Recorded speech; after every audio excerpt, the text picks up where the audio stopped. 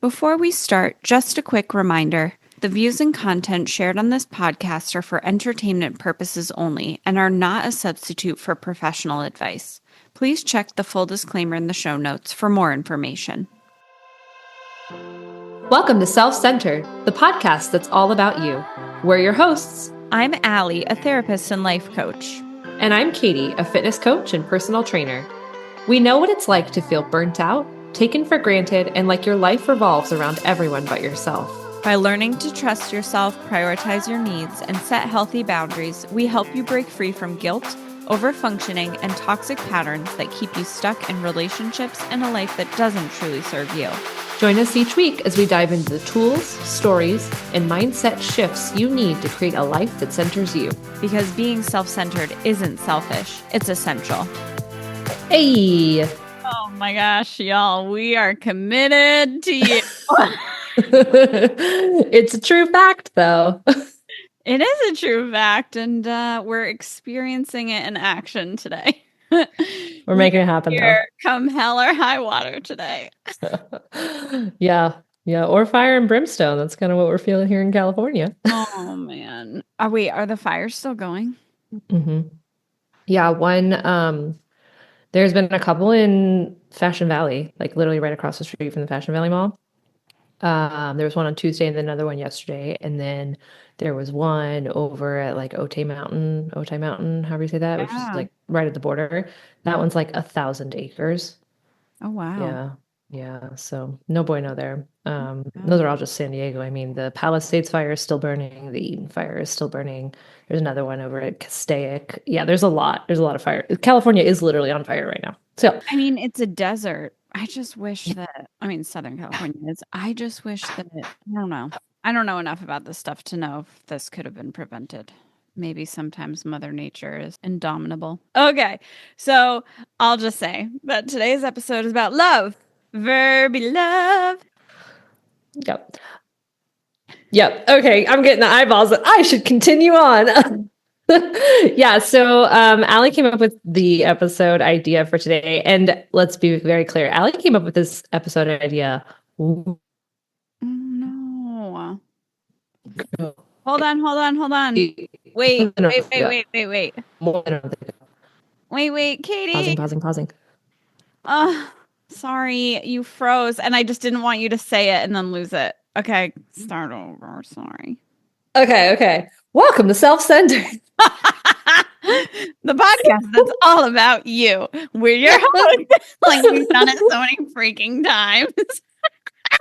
Start from the beginning. It's like a bad episode of like Groundhog's Day or whatever. We're like, oh no, we didn't even start the podcast. We just dreamed all that work.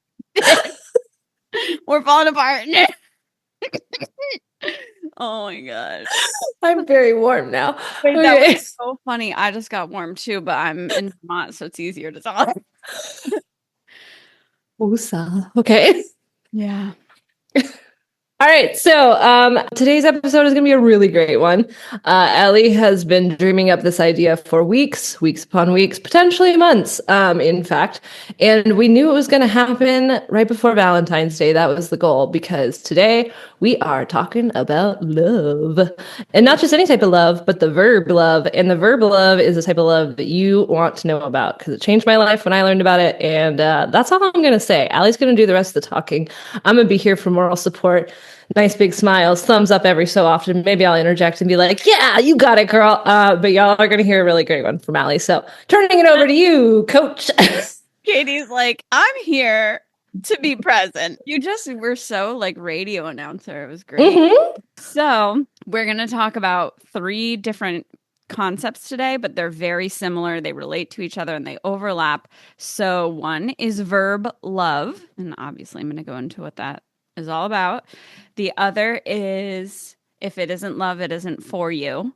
And then last, when is love a signal that you want to act on that feeling of love that you have and move forward and engage in the urges that love is giving you, versus when is it noise and you actually don't want to act on those urges. First off, starting with verb love. This is something that I came up with, and It came to me because I ended up in a very specific type of therapy that has a completely separate backstory, how I even got there. Too long didn't read is that I had a training in this type of therapy, and it was not expected because the reason I was taking the training is because it was in a place that I wanted to travel to and work would pay me to travel there. So it wasn't even a training that I ever would have taken, you know? So it's called AEDP. I think I've talked about that before. Stands for Accelerated Experiential Dynamic Psychotherapy. It's created by Diana Fosha. And I describe it as a combination of somatic experiencing internal family systems with an attachment lens and attachment focus. So I went to this training and it literally brought things up inside of me that I was just feeling so much. I was like, this is powerful. There's something here. I'm going to go get a therapist with this training. Went and got a therapist with this training. And in the first session, I was the most uncomfortable I've ever been with another person. And I was like, felt like I wanted to hide, like stop looking at me. It felt so intrusive. And I just wanted to shrink. I just wanted to cover my face. But, obviously I felt uncomfortable doing that too, because that felt really rude. So I was like freaking out, but trying to just be okay. And so I got through that session and then actually when I was traveling somewhere after that, I think it was California, ironically. And I remember on the flight back, I knew that I had therapy, my second session that coming week, and I started getting anxious about it because I was like, oh no, she's going to look at me again. Like I have to be present again. It felt like psychological surgery. Like it felt like it felt invasive is what I'm trying to say, and very intrusive. So I told her that in the second session and I said, it just feels really overwhelming.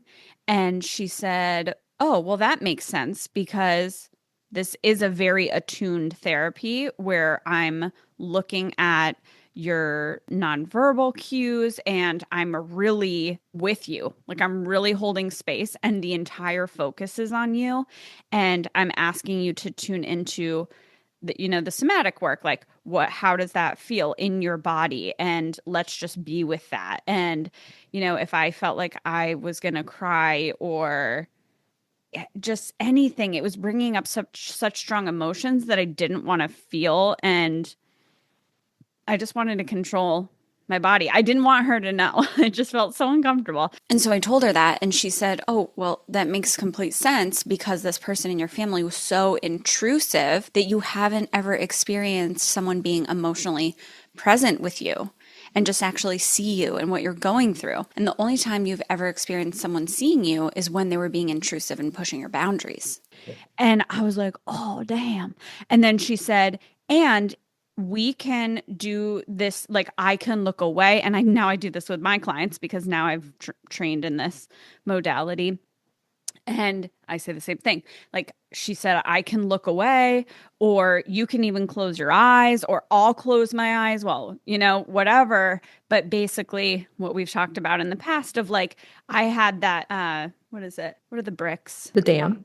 Thank you. So it was just like that dam that I've talked about in the past where I would have flooded if she didn't let me take it down brick by brick. And doing that meant, well, of course, this is going to still feel uncomfortable because you're still present with me and feeling these things and we're exploring these things and I'm still holding space, but I can make it less intense so that we're only taking out one brick at a time. And the full outcome of that experience is that I learned what verb love was by experiencing it from this therapist. And you know how people say you have to learn to love yourself before you can love others? Yeah. I never understood what that meant until then.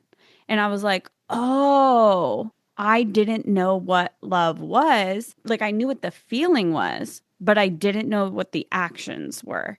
And her being so patient and kind and loving and compassionate and just really with me and non-judgmental and really seeing me and kind of like holding me through all this trauma that came up and helping me process it. I'd never experienced therapy like that before.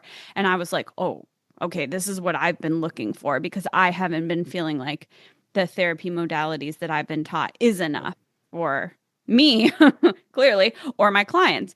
And after that, I realized, oh my gosh, like in retrospect, there's always been this emptiness in my life. And the people in my family, you know, they were limited by their own experiences and what they didn't get, and not being able to develop a fully developed sense of self and work through these really tough things. So they weren't able to really verb love me in the way that I needed, but they did so within their potential, within their ability. And in romantic relationships or close friendships, whenever there would be an argument or a conflict, I would get really nasty and mean and sarcastic and demeaning. And that's what I experienced but through this experience in AEDP therapy, I got to to learn what is it like to be loved, the verb love. And then I internalized that for myself so that I could verb love myself. And then that changed the way that I was in relationships. So in addition to, having a filter and lots of people left, the people who stayed and that were a good fit for me in my life, I started deepening those relationships. I mean, I didn't even mean to do it. It just naturally happened. It was almost like there's like this radio station of verb love. And it's not only being able to engage in the verb love, right? The action of love, it's also being able to receive it, right? Because I had these walls up where it was like someone actually seeing me and holding space for me felt intrusive. Of course, I ended up with partners who were emotionally avoidant, because it would feel uncomfortable to me if I ever met a potential romantic partner who held space for me. It would feel so intrusive. So I actually kept ending up with people that I felt more comfortable with because they weren't getting really to fully know me. And it would be like in the beginning, that would get me into the relationship because I felt comfortable. But then as the relationship progressed, I'd be like, well, I want to get closer. I want to actually develop emotional intimacy. And it would basically be like, well, they're not going to do that. Like, they don't have that capacity. So it's like there was this radio station of verb love, of like giving and receiving it, that I like became tuned into by experiencing it for myself, internalizing it, and then like actually talking to myself and loving myself in that way. So then the relationships I already had deepened. And then all of the new friends that I made after that were such good relationships. So I met Emily and I met you and I met Krista. Yeah. And I've never had relationships like that. And it was all because I was able to give and receive that verb love. So that's why we're here talking about it today.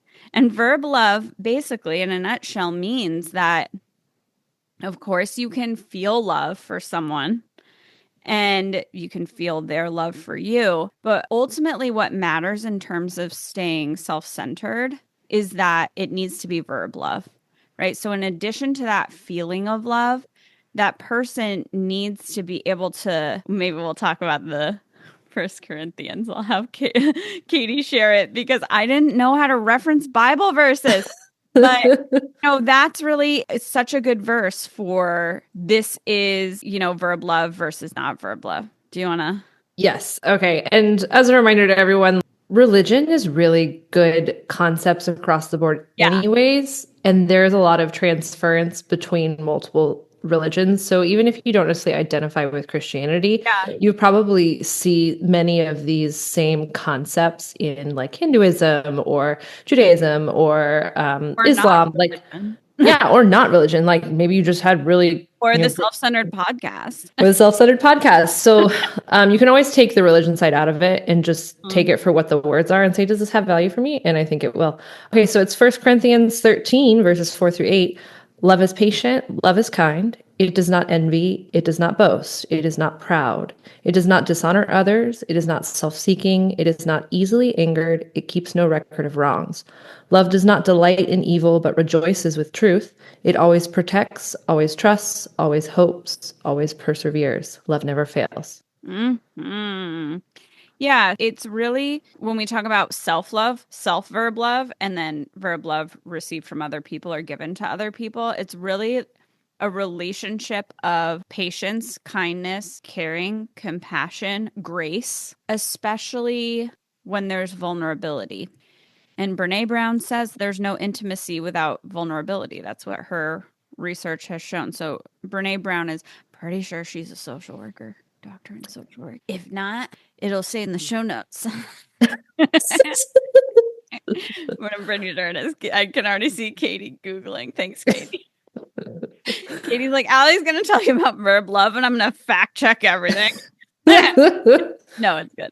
She, at the moment, is an American academic and podcaster. So she's also that. Is there a wiki picky? Yeah, I'm working on that. Doctor of Physiology degree in social work at the University of Houston Graduate School of Social Work. Wait, Doctor of Physiology? Sorry, philosophy. Oh. So I'm mildly dyslexic. I was like, oh, so is there like a somatic offshoot of social work Nope, now? that's called reading comprehension. Yeah, that's okay. Of which I struggle. Philosophy. That's so funny. Okay, great. Yeah, I was right. Okay, so unfortunately, this past weekend, a week ago exactly, I had a really clear example of what isn't verb love. Super sad. Ended a very long, very close friendship. And then right after that, the verb love that I did receive from Katie and my friend Caitlin from home from Connecticut, because I have multiple Caitlin friends. I have a lot of K friends.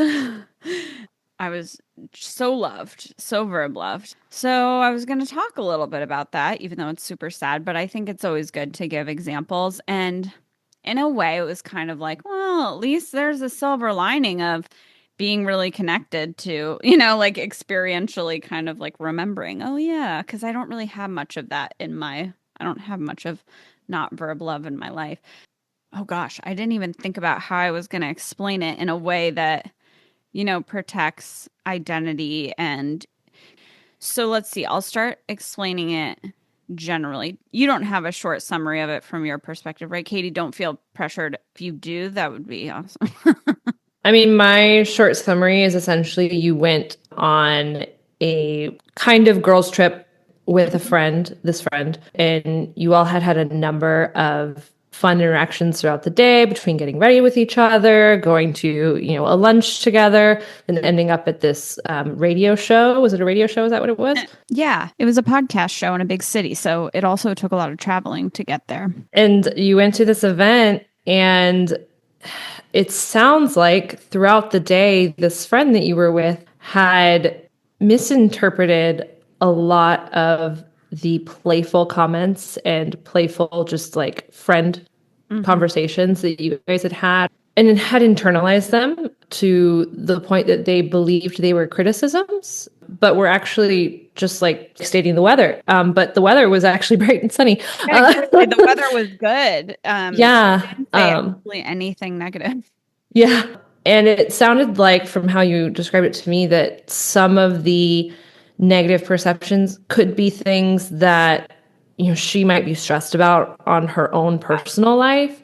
And also just mutual, experiences of like, oh, okay, we're in traffic, or, we're trying to check in, or just like normal things, not anything that is definitive to a person's existence and worth. Like, has nothing to do with the person as a whole, or as an individual, I should say. But yeah, it sounds like she had internalized a lot of this, but had not voiced that it was making her feel in any sort of way. Mm-hmm. And then just trying to connect with her again based off of something that these podcasters said, and just making a casual comment relative to the podcaster statement. She thought that it was just another push at her. Mm-hmm. And then she blew up. Yeah. Yep. Thank you. That is so helpful for me. I don't have to go through all figuring it out in my head. So I'll give a few specific examples because I think I can do that without, but that was such a good general summary and I love that. Thank you. Because now I know all the all the context is there. And I think because it was a week ago, I'm still a little, it's fresh for me. I'm just going to give examples without a lot of context just to protect this person. So let's see. It's so hard because it's so hard to remember stuff, honestly, because the things that she got upset about, it's hard for me to remember because what I remember and what my experience was having so much fun and like laughing and joking and, everything being really good. And then just her getting really angry at me in the middle of the show. And like people are like turning around and looking at us. So it's hard for me to be like, wait, what happened? Because I know what happened, but I have to go into like, what was her perception? You know what I mean? And that's like a little tougher. So the thing that she got upset about, context would be that she shared with me that she saw something on social media and it was the trad wife. So, traditional wife. Because some people don't know what that is. I didn't know I that. didn't realize I didn't connect the Oh, dots yeah. until you said it. And then I was like, oh, wait, I have to go Google that real quick. And I was like, oh, wait, that's the Southern woman. Well, the thing is that I only know what it is because it is on my algorithm, Oh, TradWife. okay. Like it's like a hashtag, like it's and so it's just like we all have different algorithms. This isn't like 20 years ago when we all have the same references. So anyway, what I don't have on my algorithm is what she was telling me about, which is the trad wife to homelessness pipeline, Oh, which yeah. she described as when you don't make your own money as a woman in a heterosexual marriage and your husband provides the money. And then she said, when your husband is a predator, not actually a provider and protector, then you can end up homeless, and many women have. And she's in a position where she's choosing not to work right now. And I think that's fine. And it benefited their lifestyle. It was, yeah. And I it was even a mutually said, like, beneficial thing. and she's a mom. And I even said, well, being a mom is a full-time job. And you're like also the project manager for the family. Like you're the family manager. And she was saying things like, no, I don't think it's a job, which is fine. She's allowed to have that perspective. But the things that I was saying were really positive. And I was like, you and your husband are such a good team. And like, she was talking about the decisions that she's making, the way she supports him in his career. And so it really is like this team effort. And so I was super supportive of that. And when she brought up what she had seen on social media, I was just kind of like, oh, are you bringing that up because you're worried about, not being protected? And she's like, well, I don't think he would be like that. And if we got divorced, I think it would be okay. I'd be okay financially just because he wouldn't be an asshole. But what if he died? And I was like, well, does he have life insurance? Are you on his life insurance? Like, I was basically just trying to be like, if you're worried about this could be not. And I said to her multiple times, I was like, we're just talking worst case scenario. We're not talking likely at all. So to be clear, like when I was giving her, like, I'm just telling you this because it seems like you might be worried about this, whatever. So we're at this podcast show and the podcast host brings someone they know up on stage. And one of the podcast hosts interviews them. And one of the questions that she asked was, what do you want to say to the audience? And the response, the answer was, women, make your own money. And I turn to my friend and I say, oh my gosh, that's that trad wife to homelessness thing you were talking about. Like that's, the same line of thinking or whatever. Basically, like, when you're hanging out with someone and they tell you something and then it's like the law of three or something, you're going to hear about it 3 more times. So for example, I sent you that video yesterday of the Samoyed that lives in the neighborhood. Today was when I was at the vet with Bug, there's a Samoyed there, like, so it's one of those things where you say to your friend, oh my gosh, we were just talking about that. And then she was like really angry and I make my own money. I've made my own money for this long. I'm okay. You don't need to worry about me. And like really, really angry. And she said, but I'm fine. And I was like, well, clearly you're not fine. And I really want to talk about this after, But then she kind of kept going and kept going. And then, people are looking. And then her friend who's sitting on the other side of her says, are you good? Do you want to step out? And she said, no, I'm fine. And I'm not escalating it. Like I'm whispering back and I'm just not saying anything, just kind of taking deep breaths because it was really unexpected for me. And I'm like, oh my gosh, it's just doesn't feel good. And then she starts going at me again. So it's like unprovoked, you know? And so I just kind of sat there and breathed and was like, all right, I can't process right now. And I can't enjoy this show. So I'm just going to step out, you know, take a moment. And when I left, I kind of realized, okay, there's a history here, unfortunately, with this friend where there have been a lot of just like meanness, you know, what I talked about before I got that AEDP therapy, where I would just be mean. So it wouldn't be verb love. It would be seeing the person, assuming worst intentions, seeing them in the worst light, and just really mocking, just really mean. And I know now that was a protection. You know, I was just really hurt. And now I'm putting this together too, that like if it felt so uncomfortable for me to be vulnerable and for someone to really see my feelings, then I needed that secondary anger or anger as noise to be the shield or the protection for the extreme sadness and pain I was feeling that I did not feel comfortable expressing because it was too vulnerable. So just a little, that's what we talked about last time is anger. So just another example on when anger is noise or when it's like a secondary emotion, not a primary emotion or a signal. So in the past, in high school and stuff, in college, after college, unfortunately, you know, we had fights and I was reactive in response and I was mean in response. So I engaged in that and I reinforced that. After I had the ADP therapy, I changed that. I changed that in all my relationships. And I'm not like that at all anymore. Can confirm you have literally never No. Yeah. responded in a mean or like you are Yeah. so calm and balanced. You hold so Oh, much space. thank There's not a mean bone. And like I struggle to see the version of you where you're not in that place. Yeah. Yeah, because it's like it's me and my survival brain not having the skills to be regulated, right? Like, and now I have the skills, so that doesn't happen anymore. And it definitely wasn't ever aligned with my values, but I guess because I never saw healthy conflict resolution. I just thought, oh yeah, well we were both upset. Of course we were mean, you know?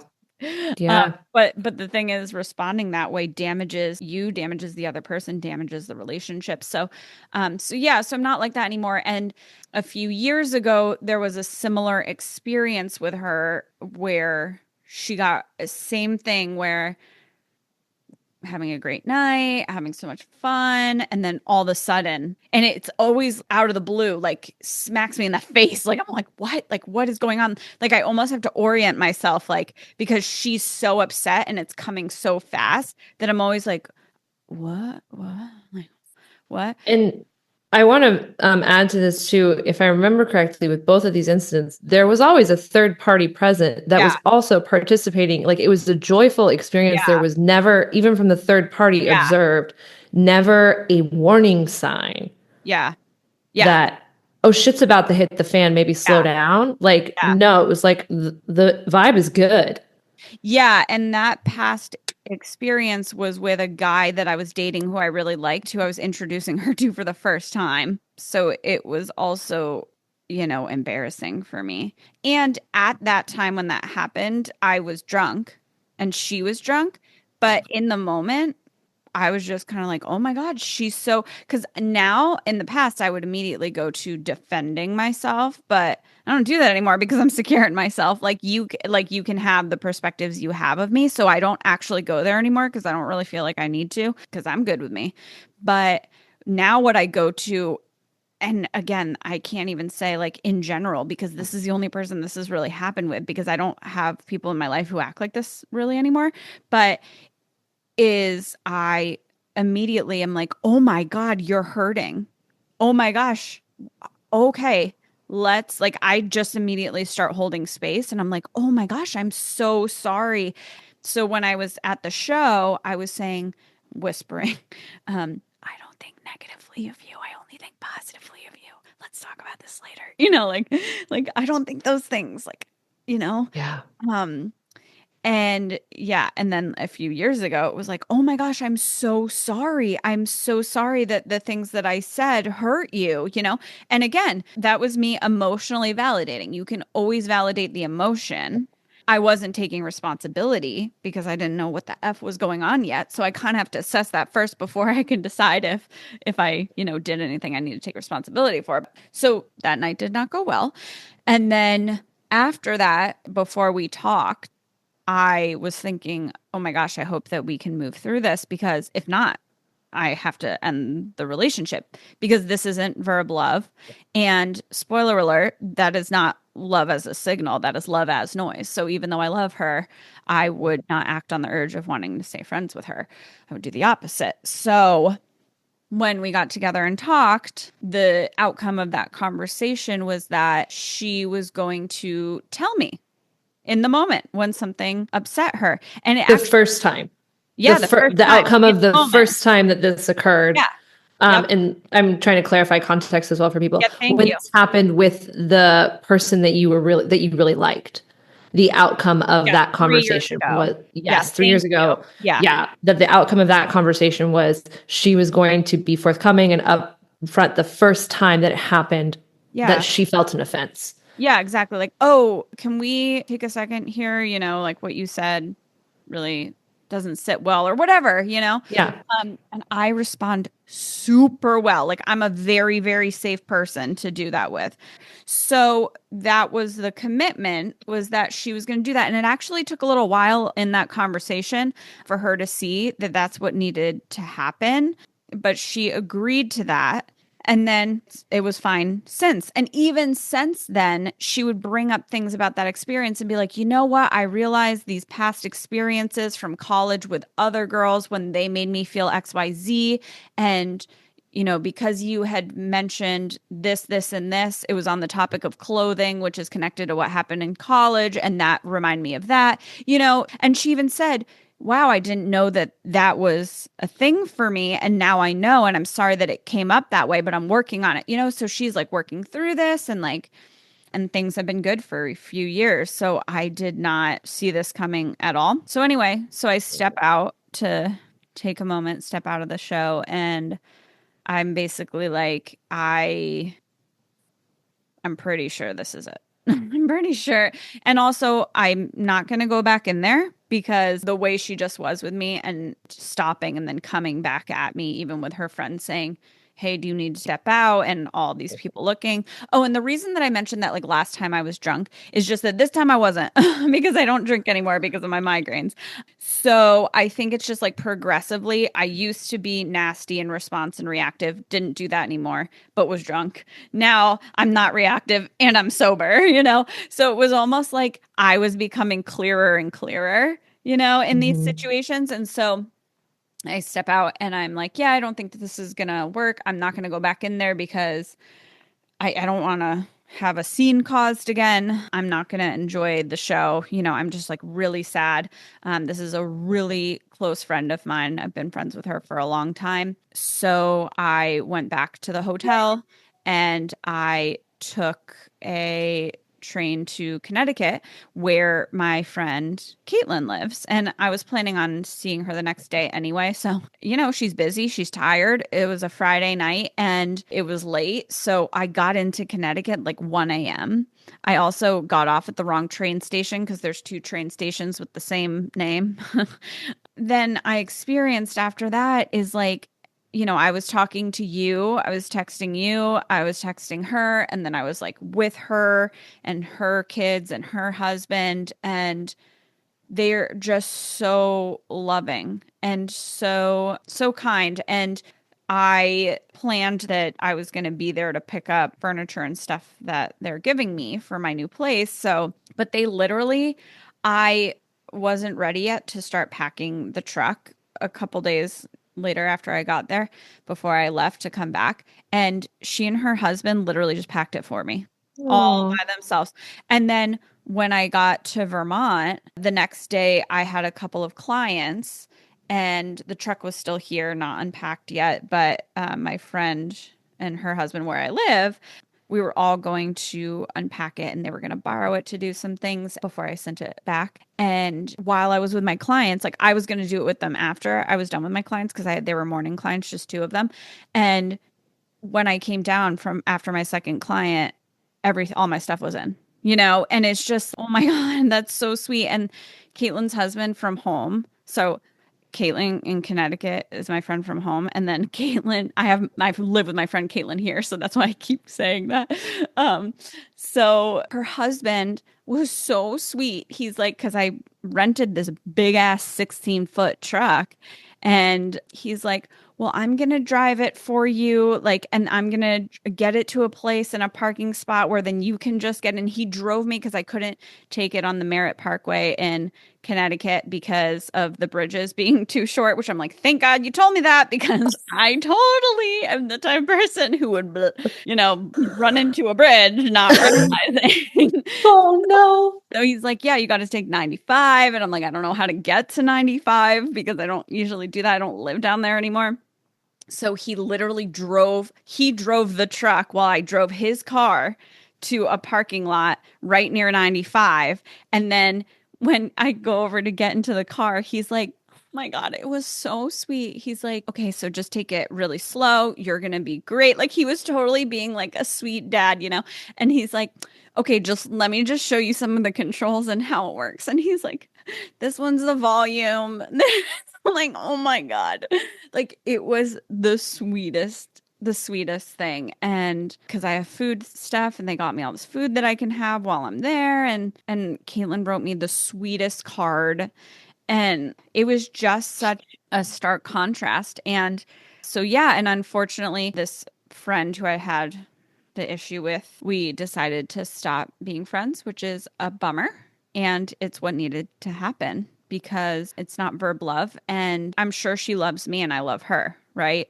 But because verb love isn't there consistently, I can't continue in that. And what I want to be clear about is that whether or not someone can or is engaging in verb love, it's not really about their character or their values. It's probably a lot about where they are in their healing or their journey toward awareness and consciousness and emotion regulation and all of those things. And so I don't judge her or her character. It's, again, one of those things where it's about behavior. That's what I'm really focusing on, not who the person is, because I love her. She's a great person, but I can't be around that behavior. So that's the story, Morning Glory. That's what my grandma used to say. And that's the story, Morning Glory. Oh, so cute. Do you want to talk about any experiences with verb love versus not, or like you learning about it from me, or do you want to just move on? Okay. I do just want to highlight are they selfies yet? We don't know. For the listener. Did you see we did get a message from a listener with an episode request today? What? Uh-huh. No, I haven't seen that. You'll have to look after. Oh, fuck. Any feedback about selfies? So because of that, your selfies until proven otherwise. All right. Well, so selfies. I do just want to highlight, and it's more of like validate and confirm, because I think as people are thinking about love versus verb love, there could be a tendency to believe that, oh, okay, well, if someone's being mean to me and if someone, is speaking poorly to me, or if our fights become like really grandiose and like harmful, that person doesn't feel love towards me, which isn't true. Mm-hmm. Right? You can have a feeling, and I think we've all experienced this personally, where we do love someone, or like even you see it with like family members, like parents and children, like we do love someone, and maybe our actions don't always line up with that. And that's what we're talking about here, is that your verb love, the actions, the way that you treat someone, the way that you hold space for them, the way that you speak to them, the way that you work through conflict with them, or even non-conflict, just day-to-day life, that should be reaffirming the feeling in your heart. Yes. And there's a way for it to look that is safe and healthy and supportive and will continue to grow your relationship. Yeah. And what we see more often in these experiences where they don't line up is, yes, you still love that person. Right. Unfortunately, you're not at the compatible place in terms of how you're expressing that love, or vice versa. And that's where you have to be self-centered to say, if I continue to choose engaging in this negative and unhealthy context in our relationship simply for the sake of the feeling that I'm having, I'm not being self-centered. Ooh, such a good summary. Yes. And the other piece that I will add to that is, often someone loves you but their emotions or inability to manage their emotions and manage their behavior and see the bigger picture, all these skills and capacities that we can develop. And the good news is we can develop them. We can work on this. But often those things can almost overpower their love. It can overpower them seeing you through the eyes of love. So Yeah. the lens of love, of assuming best intentions, seeing who you are at your core, wanting to understand your perspective, and assuming that because you have good intentions, your perspective is probably also positive, right? But people can, because of insecurities or, whatever, just being emotionally overwhelmed, that can overpower all of that so that they're not looking at you through the eyes of love, and they're no longer a clear mirror. They're not seeing you clearly. They're seeing you just in a distorted way because they're seeing you now through the lens of paranoia or through their own insecurity. So now they are interpreting the things that you say and the things you do through their lens of insecurity. So they're seeing it as, oh, well, they're implying this. So the meaning that they're making and the way that they're interpreting you is completely different. And so they're no longer even expressing their love because they're not connected to it, right? Yeah. They're in a different part of their brain, basically, and probably in more of a threat response and a survival response, and seeing you as the enemy that they need to protect themselves against. So I did make a quick little list of these are just signs. They're not, definite confirmation, but signs that maybe the person that you're interacting with isn't seeing you through the eyes of love and therefore isn't able to engage in the verb love. So you're receiving inconsistent mixed messages from them. The things that they say and do just don't make sense. You're spending way too much time in your head analyzing your interactions with them, right? And trying to understand what's going on because it kind of feels like the Twilight Zone. You're very disoriented and you're like, what? Like, wait, I'm trying to make this make sense, You don't always feel like you can be your full self around them. You deliberately keep certain thoughts and feelings to yourself because you feel like it would push them away or upset them, even when you put it in a loving, kind way. The people you trust tell you you're making excuses for this person, tolerating too much and not getting your needs met. They invalidate you and won't acknowledge their part in contributing to issues in the relationship. And they sometimes express guilt, but it never motivates them to change their behavior consistently. So you keep getting hurt. So those are some signs to pause and think about, okay, is this verb love or not? Yeah. Okay. And just one more little tip before we move on to if it isn't love, it isn't for you, is you can always ask yourself when you're experiencing someone's behavior, what would that have looked like if they were seeing me through the eyes of love and they were engaging in verb love? Like, what's the verb love version, really? My experience with that friend would have been completely different if in the moment she brought something up or waited until the show was over, brought it up later at a more appropriate time, and said, hey, I know that I said that I would bring these things up in the moment. I actually didn't realize it in the moment until now. Or I realized it in the moment, but I felt so uncomfortable. So I've been working through that discomfort to be able to bring it to you, which I would totally give grace for both of those things. And the things that you've been saying are just hitting me the wrong way. It's not feeling good. Can we talk about this? What is your perspective on this? So there's a level of she can trust me that I'm not going to lie to her, right? Because that's what a lot of that was me saying, I don't see you negatively. And she just kept being like, yeah, you do. And I'm like, what? So what would the verb love version be? Right? How could they have, if they were feeling that way or they had that interpretation, and even if their anger was justified, right? Even if you did something wrong, there's a verb love way to bring that up and bring that to you.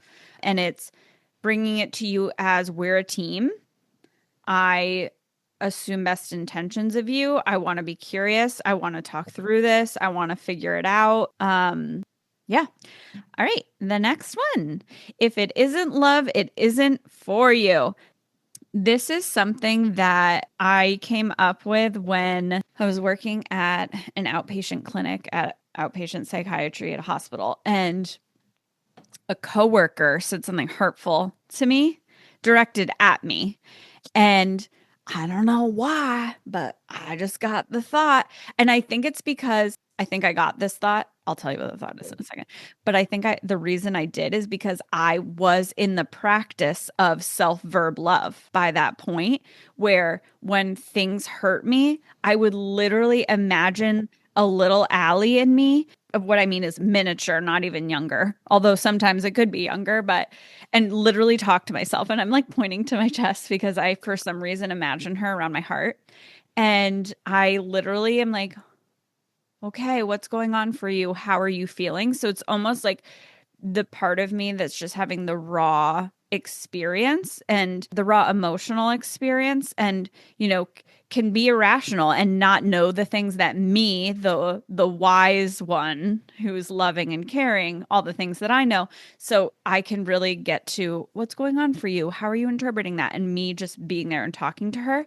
And so in that moment, one of the things that came to me to say to her after this coworker said this hurtful thing to me was, if it isn't love, it isn't for you. Whatever not love that they have going on is theirs. And I just happened to be someone that they interacted with in their day. So it spilled a little onto me.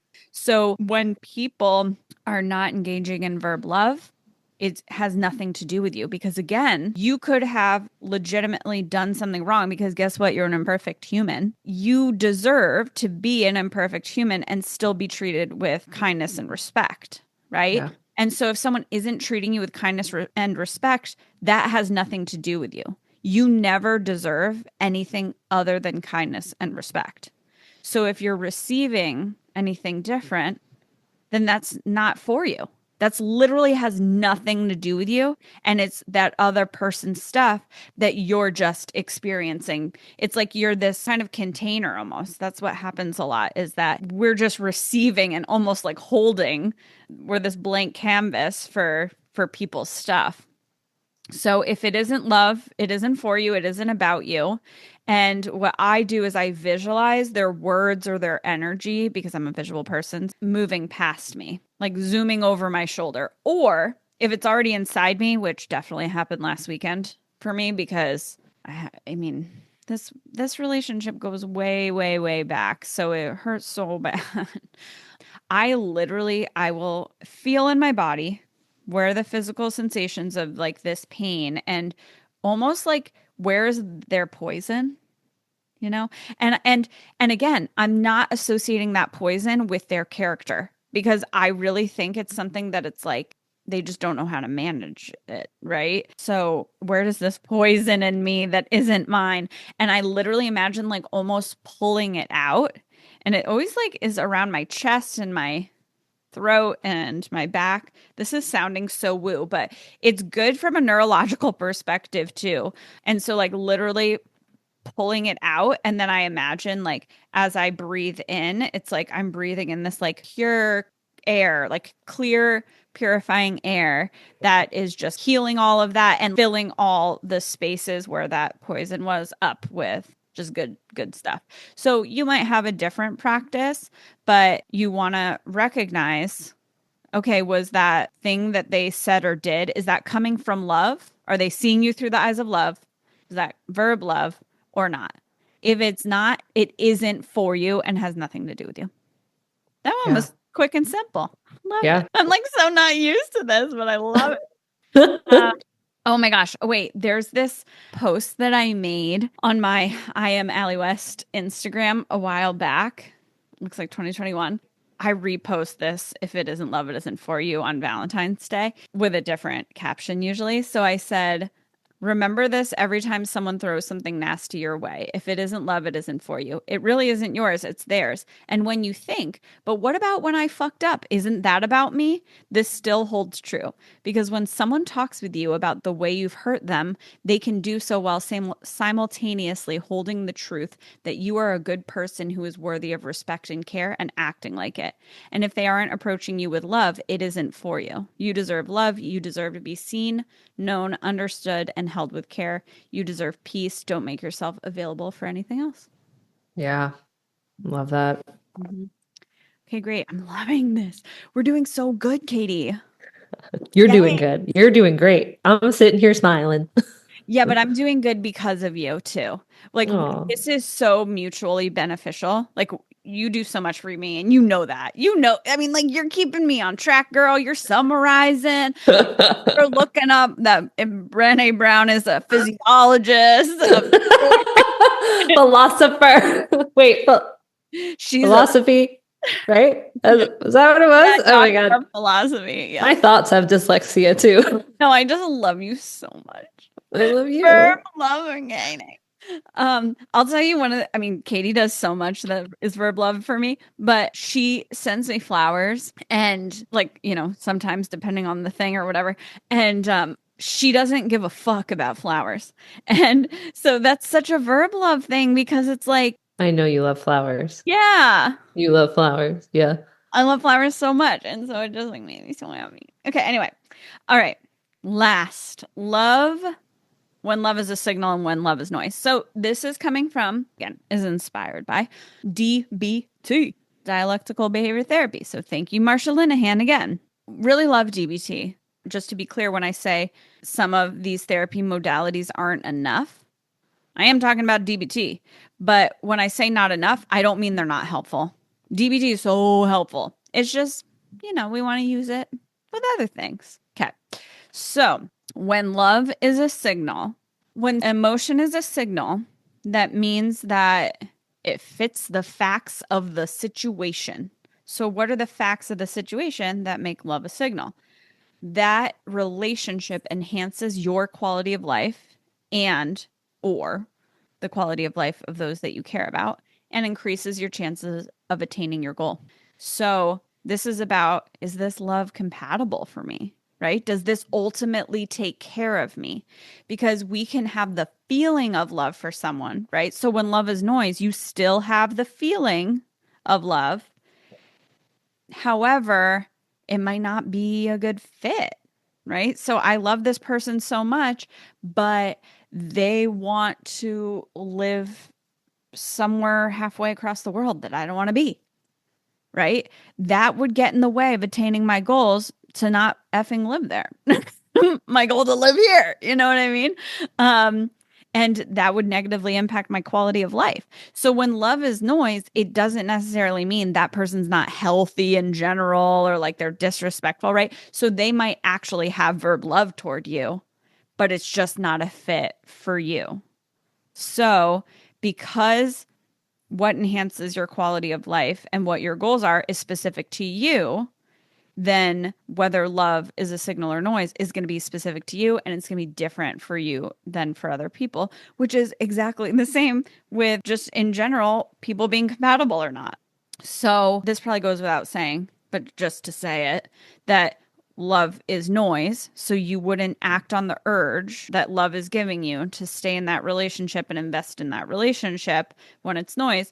So love is noise when it does not enhance your quality of life, right? It decreases your quality of life and or those that you care about, and it decreases your chances of attaining your goals.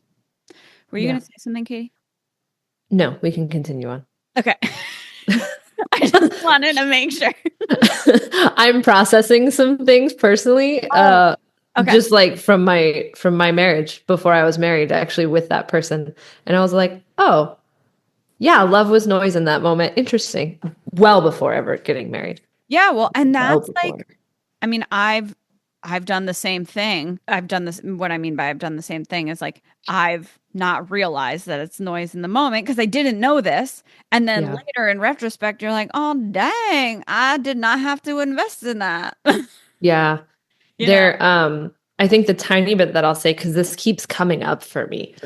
I remember there are relationships that I've chosen, in the past, like especially when I was young, like, I mean, I started dating my ex-husband when I was 17. So like young, that I chose to stay in, irrespective of what was happening in the relationship, because I felt love towards that person. Yeah. And like even, friendships and like family relationships that I chose to stay in because I felt strongly about love. And the thought comes to me of like when we're talking about this, that, okay, you're going to hear, well, their verb love is not there. And then my inner child responds, but daddy, I love him. Oh. And there, I think there's some like movie or video yeah, that one. Yeah, that comes to mind. And I'm like, oh, and you have to like separate that for a moment and remember to love yourself first. Mm-hmm. Because even though you feel the love heart-wise, internally, you feel love towards someone else, if the verb love isn't there, you don't get to love yourself at all. Yeah. Yeah. You actually cause yourself harm that way because you're choosing to continue that relationship. And I'm just thinking about that now, and I'm like actually remembering a very specific moment with, at the time he was my boyfriend. Well, actually we were separated at the time, but we were broken up. But like we were in the conversations about, getting back together. And now I'm thinking back to that moment, and I was like, that thought literally did run through my mind of, but I love him. So I just have to continue to choose this situation environment, even though it's not perfect, because love must be true. Like the feeling must be Love true. conquers all.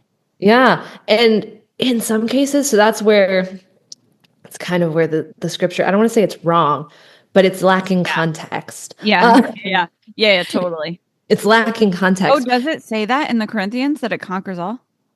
I do believe that it says that somewhere. I would need to double check that. Anything that's love conquers all vibes, we don't fully subscribe to. Yeah, but also there's a distinction of because if we're thinking about scripture, God operates within verb love, not just love. So if we're viewing it as a whole picture.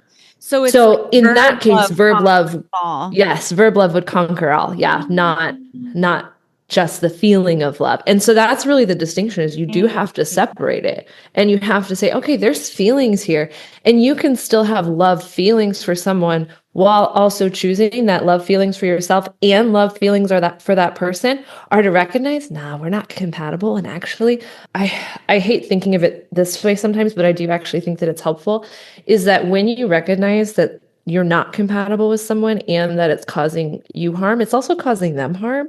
For sure. And yeah, it's actually good to let them go. For both of you. Like we hold ourselves back from what could be our greatest next thing, or our greatest potential, or our greatest, next experience in life, because we hold on to something that's not for us. Yeah. I have a client who, and this is representative of many clients, I just happen to be thinking of one right now. This client that I'm thinking of, which many other clients have thought this before, they are scared to break up with their partner because they feel so bad for them. And I've been there too, because my client has so much sparkle, and the partner doesn't, and the partner really struggles, and she really functions for him and kind of takes care of him, and she's worried about him after they break up. She's still not broken up with him. And I've said to her, I hear you. And this person is continually experiencing themselves as someone who needs to be taken care of. And they might struggle when you leave them. And that's an opportunity for them to figure their stuff out so that can build some confidence. And I think even them at their best and their highest functioning is not compatible with you. My client is vibrant and loves traveling and loves people and just has so much love to give, just wants to pour it to everyone. I mean, that's her soul. I love her so much. She's incredible. And this partner of hers is not that way at all, and is actually very internal, and in public kind of wants to hide and doesn't want to express anything, and just wants to hide. I said to her, don't you think it would actually be better for him to be with someone who also wants to hide Yeah. instead of continually being with someone who, she's not mean about it, but obviously she doesn't want that. Yeah. I agree. It's not good for them either. Um, and that might be something that they don't recognize and maybe never will recognize, but it's one of those kind of like long-term things that comes to fruition that it opens them up to be able to be with someone who is compatible with them, where they can, be with someone they're compatible with. And when you're with someone you're compatible with, you're youest you. Yeah. They bring out the best parts of you. So I do have a quick example of the love being noise. Yeah. Okay. And then we'll wrap up. Great. So one of my exes, we got together before I was diagnosed with my chronic migraine disorder and before I got really bad and before I knew to stop drinking because that was a trigger. So lots of different things. And I think this is one of those things where they love food and they love wine. And I also have like food intolerances that increase. Like there were more things I can't have because of their migraine triggers. And I didn't know that when we first started getting together. So for him, one of his goals and one of his values in life is I mean, honestly, I think it's almost 100% of his life, like day in, day out, is food and wine, food and alcohol. And I couldn't participate in that anymore. So the love was noise at that point because it was decreasing his chances of attaining his goals, which another way of saying that is just it threatened his quality of life and it threatened the lifestyle that he wanted. It just wasn't compatible anymore. And so, that was love, that was noise. And so love can be a signal and then you realize it's noise when things change or whatever. And to bring it back to verb love, he he didn't engage in verb love related to that realization. I mean, he never told me that. I only kind of realized that in retrospect that that was an issue. And so verb love would have been communicating with me, hey, I really am sad about this because I wanted this relationship to work, but it's not working for these reasons.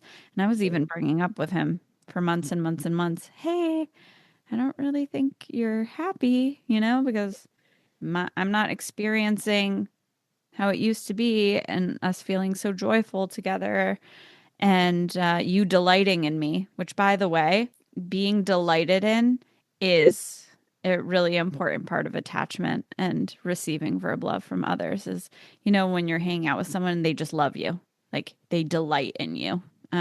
So that is really important. And he was not delighting in me anymore. What is the opposite of delight? Whatever that is. And so I was bringing it up and, and then he lacks the skills again, the verb love that was there in the beginning. He was so overwhelmed by his own stuff that he was no longer seeing me through the lens of love and he wasn't engaging in verb love. And honestly, in my opinion, you can engage in verb love for people that you don't even feel love for, right? So Yes. like, verb love can just be a value that you have. It's just like I don't need to respect people to treat them with respect, right? So I can be like, ugh, that belief that they have, ugh, I don't respect that. I don't respect the way that they're harming other people or the choices that they're making. However, I have a standard of how I treat people, so I'm still going to be respectful to them in my behavior. So that feeling of respect versus the behavior of respect is the same for love. You don't have to have a feeling of love for people to verb love them. Yeah. So we can Yeah. verb everybody. Yeah. Mm-hmm. All right, and that's all she wrote. That's Have a great. great Valentine's Day, Galentine's Day, love yourself day, love your dog, cat, guinea pig. Shh. I, I I keep chinchilla. That's what my brain was trying to say. I was like, I wanted to be like your dog, cat, guinea pig, chinchilla, but I kept hearing chihuahua, and I was about to say chihuahua. And I was like, no, not that. And then I was like chimpanzee, and I was like, no, brain, try again. Listen, guys, we struggled to get here, but we're verb loving you today. Yep. Yeah, it was just like a comedy of errors today. But anyway, okay, cool. Anything else? Don't think so. I think that actually, yes, one other thing. Something to point out about your example about noise, the one that you just gave, with the ex that really loved the food and the drink. In that example, there was nothing that anyone did wrong on that front, that particular front. Yeah.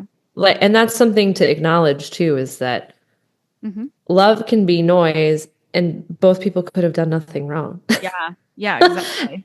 So, like, keep your eyes wide open and just continually ask yourself, like, am I verb loving myself through the choices in the relationships that I am continuing to engage in? Are these people verb loving me? And does it match up? Is it compatible? Mm-hmm. Yeah. And there's nothing wrong if it's not. Like, you can just choose to say, oh, hey, I can love myself better by moving on past this. Yeah, exactly. And I think it goes back to like accepting reality and reporting the weather of like, okay, the weather is that this love is noise. This isn't compatible. Rainy days aren't my favorite, but I'm going to use my umbrella and put on my raincoat and my galoshes. That's what my brain's giving me right now. Rain boots? Something like that. Yeah. And so it's like, what is that version in real life? Like, well, because that's an analogy. It's like, okay, that was a bummer when that person that I went on a few dates with and I thought it was going so well, and maybe it was going so well, but they realize that we're not compatible.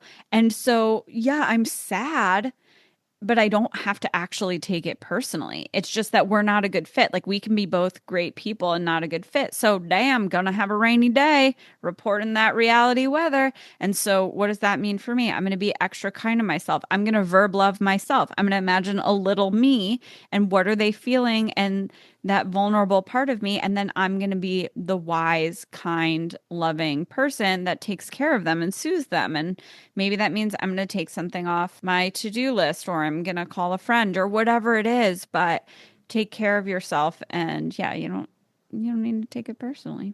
Yeah. Yeah, I love that. Okay. Well, we love you all, and we hope that you have a good week. And I know a lot of times Valentine's Day can be hard for people who aren't single. It's actually one of my favorite holidays. And it's because you can love yourself. You can, like I said, love your dog and your chinchilla.